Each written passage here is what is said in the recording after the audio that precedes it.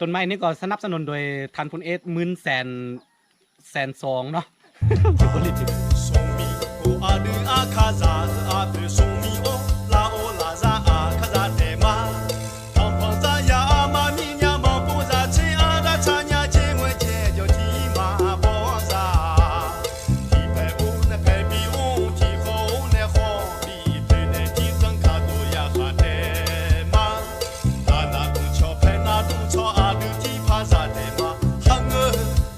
กราบสบายดีแล้วก็สวัสดีทุกคนดีกำลังติดตามพักชมเราอยู่ดีต้อนรับสู่ซองอาค่าน้อยคือวันนี้เราจะพาทุกคนไปปลูกต้นไม้กันคือต้นไม้นี่ก็สนับสนุนโดยทันพลเอสมื่นแสนสองเนาะ บริษัทนี่ก็คือที่จริงทันเป็นคนใจดีนะครับบุกคือเราเห็นอยู่ในทีวีเหมือนอย่างตอนนี้เราซิไปปลูกกันนี่ลืมบอกมาตามมากันเลยแล้วซิบอกว่าเป็นต้นไม้ชนิดใดเนาะตอนนี้เราซิไปปลูกกับทัน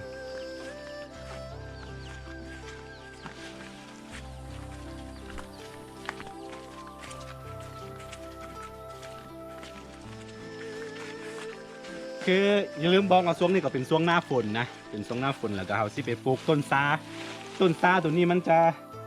จะแตกต่างกับต้นซาทั่วไปที่เขาปลูกกันเนาะเพราะว่าตัวนี้เขาจะไปเก็บเอาเมล็ดจากป่าเนาะเป็นต้นซาแบบ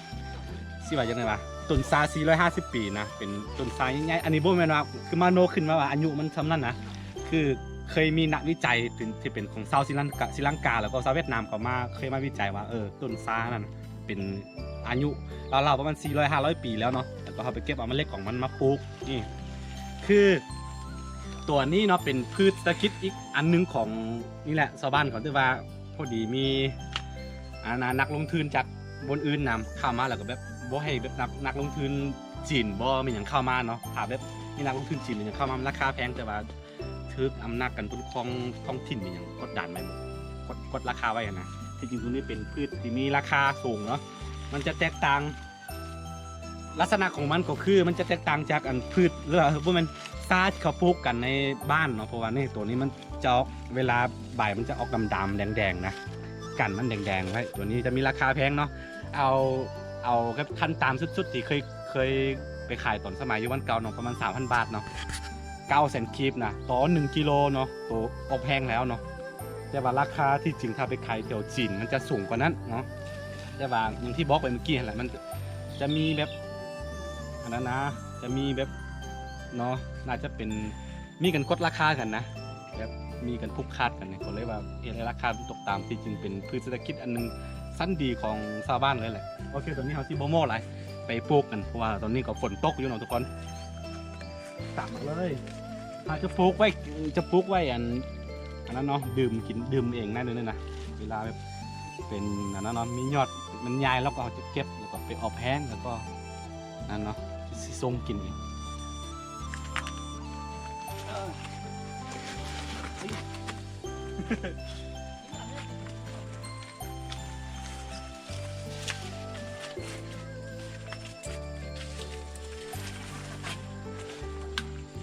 아마는 저 다산에 해서 저서 잡아도 그 아마 저 다산에 해서 잡아 너도 또 해서 잡아도 คือตอนนี้เราจะมาปลูกอยู่หลังบ้านกันตอนนี้แม่ปลูกไปน้อยหนึ่งแล้วในเบิ้งไหมเอาจะให้เบิ้งลักษณะของมันจะออกใบอันนี้เป็นซาปานะซาที่เกิดขึ้นเองตามธรรมชาติไม่ได้ปลูกเลยเนาะจะออกเป็นสีแดงๆขึ้นนะแล้วก็เราไปเอาเมล็ดของมันจากต้นตัวใหญ่ๆซ้ำนี่เราก็มาแล้วน้องมาก้าเอาเราก็มาปลูกอันนี้แม่ปลูกไว้ประมาณนั้นเนาะอาทิตย์ที่แล้วนี่ขึ้นละว่าช่วงนั้นก็เป็นช่วงหน้าฝนนะเวลาที่ปลูกต้นไม้มันก็ขึ้นดีอยู่แล้วเนาะโอเคตอนนี้เราสิปลูกกันปลูกก็บ่ต้องปลูกที่ไรมันได้แต่ว่าตัวนี้เราสิบ่ให้มันโตเกินไปเนาะประมาณนี้แล้วก็สิตัดเอาแล้วก็ให้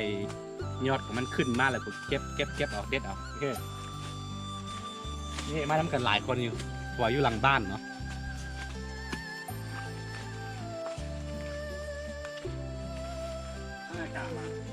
เจ้าคนเดียวมา짱도 배만 전혀 해야지 착하네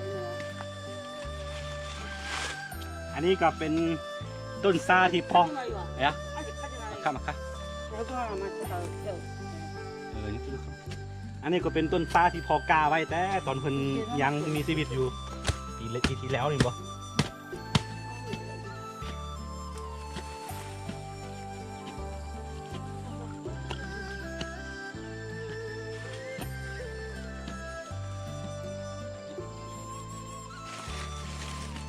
ต้องเวลาสิปลูกต้องแบบขุดลึกๆด้วยนึงให้มันไก่ยักษ์ที่เดิมเนาะคือปกติน่ะมันจะฮอดพี่เนาะของมันเนาะดั้งเดิมของมันนะแต่ว่าเขาต้องเอาขึ้นมาฮอดซ้ำนี้เนาะกันแบบบ่ให้มันตายนะนี่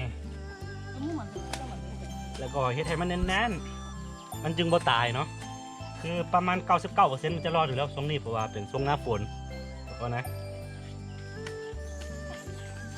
นี่แหละชีวิตบ้านๆของเขา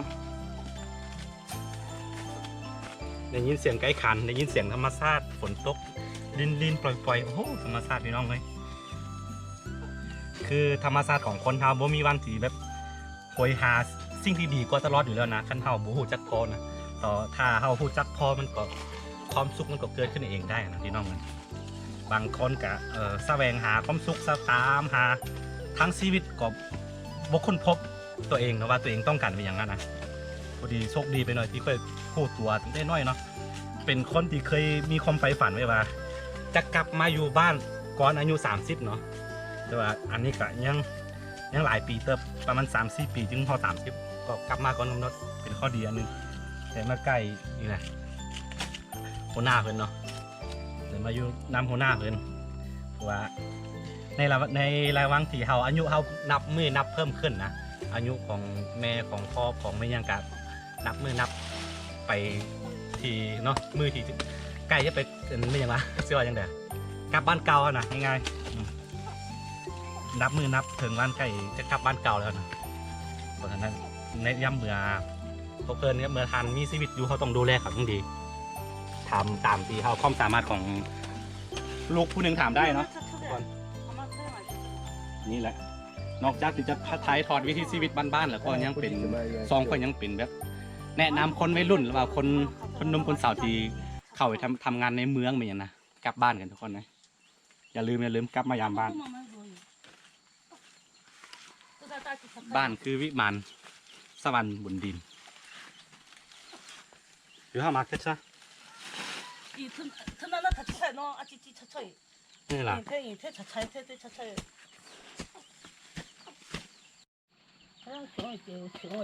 그거 괜찮아. 그거 뒷비야잖아. 자 와보표만 차리라. 자 와보표 찾아만 판매잖아. 차 와는 파일러냐 바빠 찾아. 그래, 트라피에 맞춰 보아 진짜. 장지 장. 응, 차마 잡았구나. 이렇게 틀어.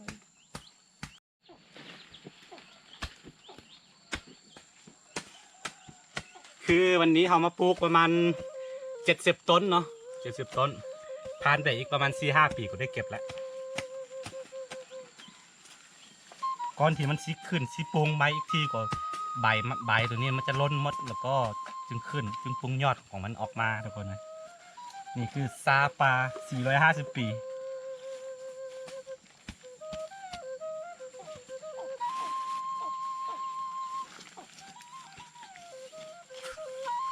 เฮ็ดให้มันแน่นแน่นเท่าที่จะแน่นได้นี่แบบนี้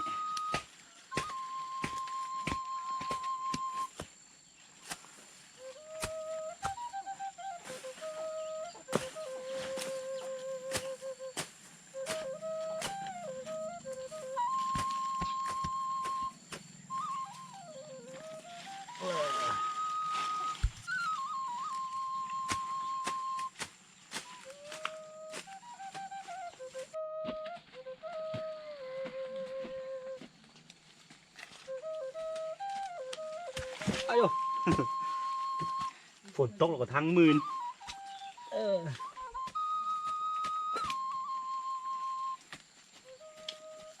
คืออย่างที่หลายๆคนหู้นะบางคนก็บูฮู้เนาะคืออย่างที่บอกไปหลายๆคลิปอันนี้อยู่ที่นี่เนาะบ่แม่นบ้านเกิดของข้อยเนาะอันนี้หากนใหญ่มาได้ประมาณ 4-5 ปีเพราะฉะนั้นบัวตั้งแต่มักพริกมะเขือต้นหนึ่งนะต้องได้ปลูกเองได้เริ่มต้นไม้หมดเนาะทุกอย่างต้องแบบได้เริ่มต้นไม้หมดนะผมเองเขาใหญ่มาเมื่อประมาณ5 ปีที่แล้วถ้าว่าค่อยกลับมาได้ปีไปนิดๆแต่บ่เป็นอย่างเนาะยูใส่ก็ได้หมดเนาะขอเพียงแต่ว่ามีพ่อมีแม่เลยว่าหัวใจเขายูใส่นะที่นั่นคือบ้านเขา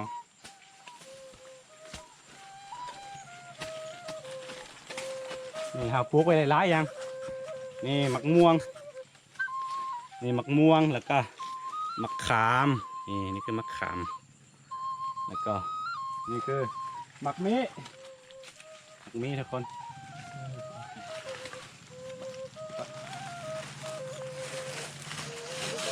ปลูกไว้หลายอย่างสับปะรดหมักนัดมะเขือนี่คือส่วนมะเขือนะคือก็ไอ้ขนาดก็ดีใช่ไหม 알리차다 알리차다 뭐 맞춰 힘만 해보자 카페가 เยอะลูกชายเลย 알리차야 두피피 펴펴펴지 너 잡판을 다 นี่แม่ปลูกมะเกี้ยงไหมนี่ 차례 가서 นี่ปลูกไว้หลายอย่างนี่ก็อ้อย 알리치 우자 이거 นวดอีกก็ถามมาพี่ 차타 서나 피차타지 차지 서 마스 차 อ่า 아 피치를 뭐 ก็อาจจะนึกขับทางเลย 야 อันนี้ก็ทางนะฮะ 안에 그냥 막 ทางหรอ 만미 이거 좀 มันมีคือเปล่ามันมีเนี่ยแต่ถ้ามันมีทางอะไรนี่เนาะนี่ก็เขาก็ปลูกอันหมักเพชรมีอย่างไรแล้วนี่มักเพชรหมดเนาะไล่หมักเพชรแล้วก็มักเขือหลายอย่างมันพอบ่ต้องไปซื้อเป็นอย่างในตลาดอ่ะอันใดที่เขาเฮ็ดบ่ได้อันใดที่เขาผลิตบ่ได้จึงไปซื้อที่จริงชีวิตคนเขาก็บ่มีอย่างดอกหลายนะมีอาหารกินที่อยู่อาศัยเครื่องนุ่งห่ม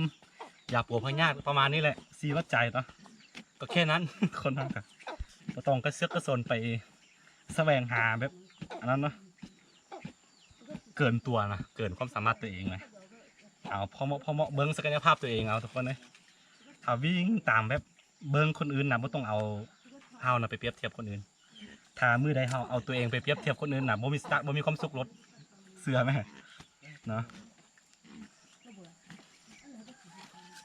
ใส่ชีวิตง่ายๆเข้าไว้จะได้ไม่ต้องเป็นภาระ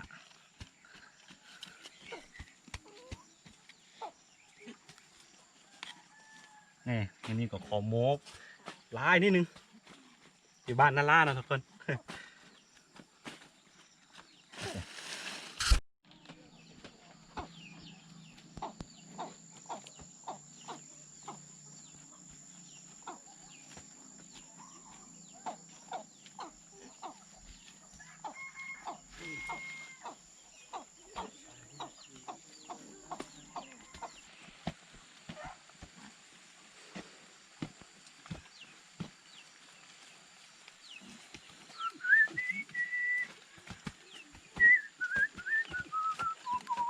จะยังเหมือนกัน